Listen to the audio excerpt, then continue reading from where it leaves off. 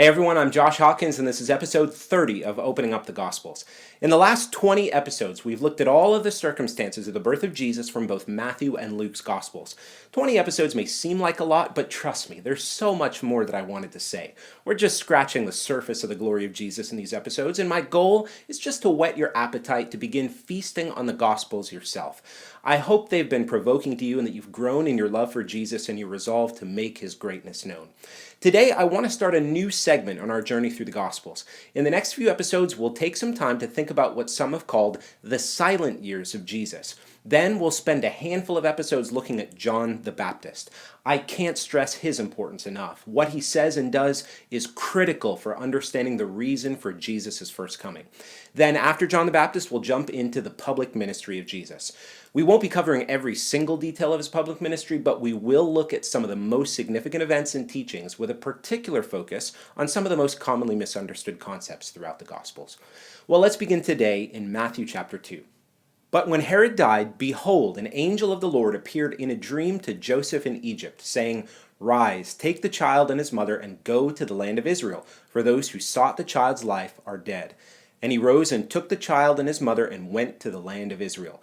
But when he heard that Archelaus was reigning over Judea in the place of his father Herod, he was afraid to go there, and being warned in a dream, he withdrew to the district of Galilee.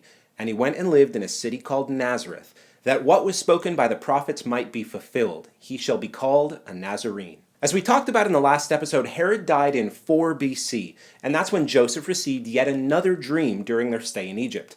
Remember, the angel had said to him, Go to Egypt and remain there until I tell you. That seems to imply that the same angel would be the one here telling Joseph to return to Israel, and it also implies that Joseph was expecting a clear message from the angel at some point again. That's pretty cool. I can't say that's ever happened to me or anyone else that I know. We always kind of long for that booming voice, right? Saying, go here or do that. But it seems pretty rare in redemptive history, with Joseph being one of the major exceptions. Scripture doesn't say how long they stayed in Egypt, but it likely wasn't a long time.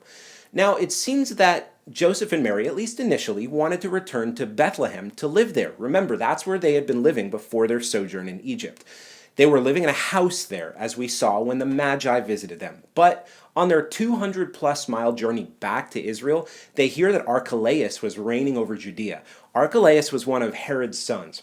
Herod also had 2 other sons who received power after he died, Antipas and Philip. Archelaus was the principal successor of Herod the Great, as he's been come to be known. He received the regions of Idumea, Judea, and Samaria. Antipas received the regions of Galilee and Perea.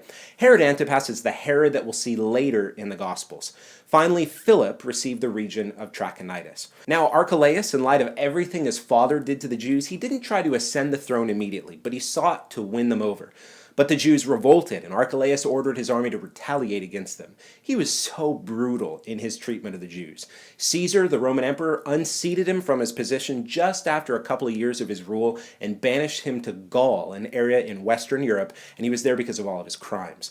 Now, just as a side note, this is how the political situation we see in the Gospels arose. Instead of having a king in Jerusalem, the leadership fell to the high priest and the Sanhedrin, the Jewish governing body, and all of that was overseen by a Roman governor, Pilate.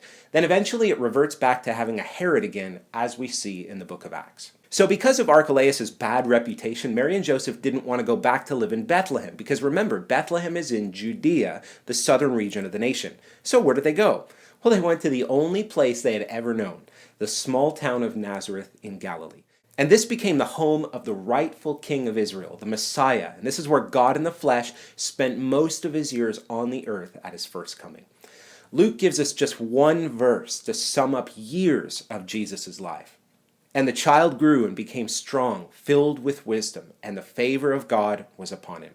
What a glorious sentence. We can't forget that we're looking at much more than just the prophesied Messiah of Israel. We're looking at God in the flesh. What does this say about what God is like? That he would be a child for years, growing up in an obscure, despised town in the Middle East. It says so much if we take the time to listen. Jesus was probably raised in a loving home, judging from both Mary and Joseph's character that we've seen so far in the Gospels. Now, though we don't know any details about Jesus' upbringing from the Gospels themselves, we can look at what life was like during those days to get a small picture of what his upbringing could have been like. We do know that life in first century Israel was primarily centered around family and nation, all under the banner of religion. I hardly even have to mention how this is exactly the opposite of our modern Western culture today, where we're so rooted in individualism, relativism, and agnosticism. The bedtime stories of Jews in the first century would have been most certainly the stories of their people. A child's education would have begun in the home informally with the parents, specifically the mother, and then formally when the child turned 5. They would study scripture, specifically beginning with the book of Leviticus, and then by the time they were 10, they would begin to study the traditions of the law. So basically, from the age of 5 onward, Jewish children were immersed in the law and the prophets all the time. Huge portions of scripture were committed to memory. This is probably a good general picture of the education that Jesus received as a child, and so this is really important to understanding the background of the people that we read about in the Gospels, especially the disciples of Jesus. I'll talk more about this when we move into Jesus' public ministry and when he calls the disciples. Now, we tend to so quickly forget that Jesus actually grew up. Think about that. He grew up. He was a toddler walking the streets of Nazareth with his family. He played with other kids and had certain friends he liked to play with more than others. He got tired and he took naps and he had growth spurts and he outgrew his clothes. He'd help his parents every day with their activities, and as he got a little bit older, he'd grow in wisdom and may have even had a funny accent as he was learning how to speak Aramaic. I mean, you know how little kids, when they're learning how to speak a language. Think about that. This is our God. This is the Messiah of Israel, and he's just a little boy. We have to push past the overfamiliarity and all the preconceptions that we have. Think about it. If you or I had been born in a different time in history and a different place on the earth, we could very well have been one of his friends or his neighbors that also lived in Nazareth. We could have heard his voice and been there to watch him grow up. We could have heard his laugh. I mean, you know what I mean, that cute laugh of a young child. Oh, what would this have been like? But on the other hand, Jesus was not just another cute first century boy. He was the first sinless man to walk the earth since Adam. And because of this, we can't underestimate the effect that sin has had on all of humanity except for him, and how it affects us even from the moment that we come out of the womb. Perhaps one of the most precious things about Jesus and his humanity is that he had absolutely no sin or no inclination to it at all. What does this even look like? Think about a young boy with no pride at all. No self-exertion, no bad mouth, no lying, no cheating. How did he relate to his family? There was no deception in him. There was no tricking his younger brothers. He never disobeyed his mother or his father. Oh, Jesus, we're not like you. Think about this. No sin at all. Though he had no sin, he was still completely human. Just don't let him float off the ground as if he wasn't really human, and don't let him wallow in the mud as if he could actually have sinned himself. Both his humanity and his divinity are so important to rightly understand, but that's a subject for another day. I want to close this episode today and stir your soul to meditate on these years of Jesus' life. They're so precious and hold such a treasure for us to discover. Luke tells us that Jesus was not only born with a human body, he grew up. What did Jesus' awkward seasons look like? Can you imagine the time when his ears had outgrown his head and he sat through 2 more years of rabbinical school before his head caught up? Have you ever thought about that? He was just like you, except without sin. What did it look like when Jesus lost his first tooth and had his first haircut? What was it like when Jesus as a boy had awkwardness in each of his stages? What was it like?